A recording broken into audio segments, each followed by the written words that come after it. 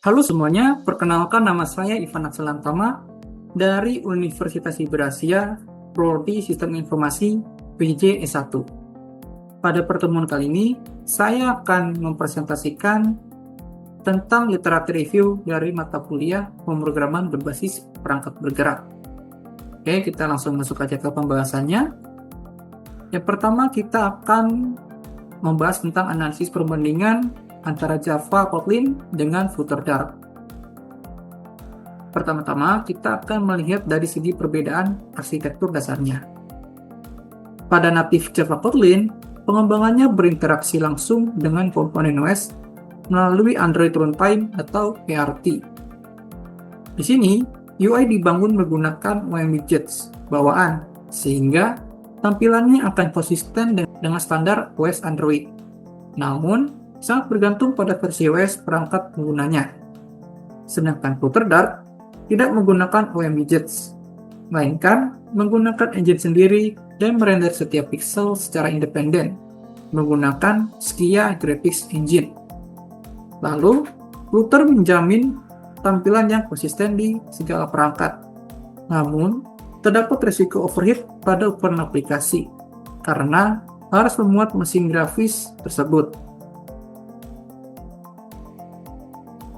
Lalu kita melihat dari segi efisiensi memori dan ukuran aplikasi, native mengonsumsi memori jauh lebih sedikit dibandingkan Flutter, sehingga ukuran aplikasi yang dibuat menggunakan native akan jauh lebih kecil daripada Flutter. Sedangkan Flutter, performanya hampir stabil mendekati native, yaitu di 60 fps.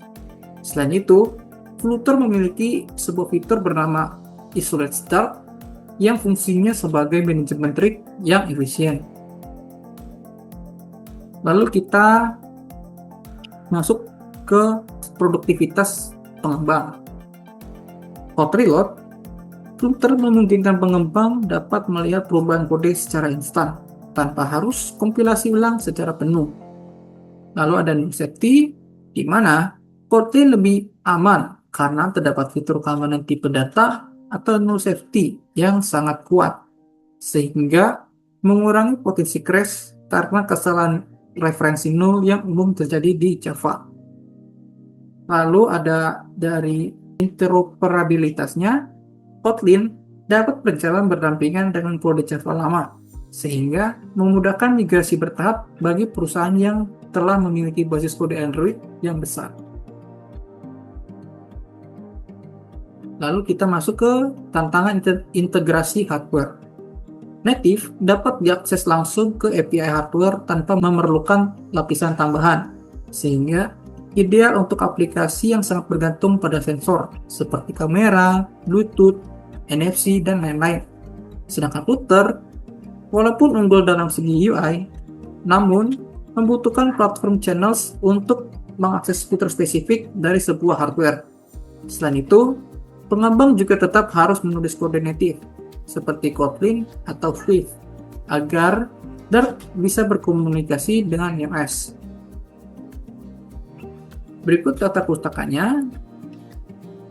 Lalu kita lanjut ke bagian literatur review, yaitu jurnal tentang perkembangan teknologi perangkat mobile pada Android dan juga iOS.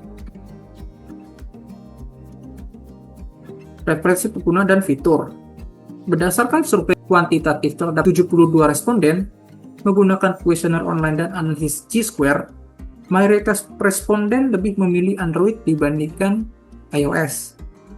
Hasil tersebut berkaitan erat dengan faktor kebiasaan serta pertimbangan harga dan fitur yang ditawarkan, di mana fitur yang dimiliki Android dinilai lebih fleksibel dan cocok untuk mayoritas preferensi pengguna dibandingkan dengan sistem tertutup yang dimiliki oleh iOS.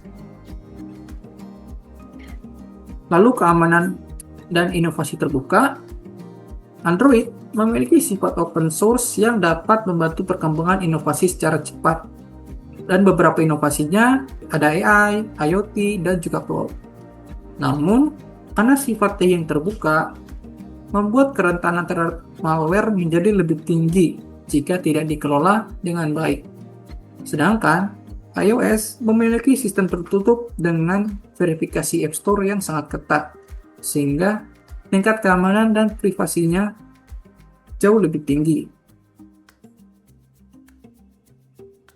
Lalu kita masuk ke tren perkembangan terkini. Yang pertama ada Dart, di mana bahasa pemrograman Dart dan platform Firebase mendominasi pengembangan aplikasi modern mulai dari periode 2022 sampai saat ini.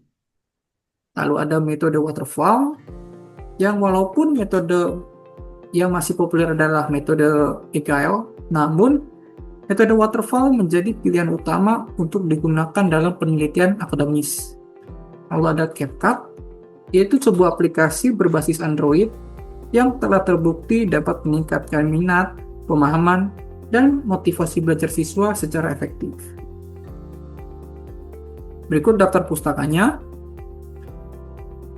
Oke, kesimpulan yang bisa kita ambil dari pembahasan ini yaitu Android akan terus mendominasi perangkat mobile karena inovasi AI dan fleksibilitasnya.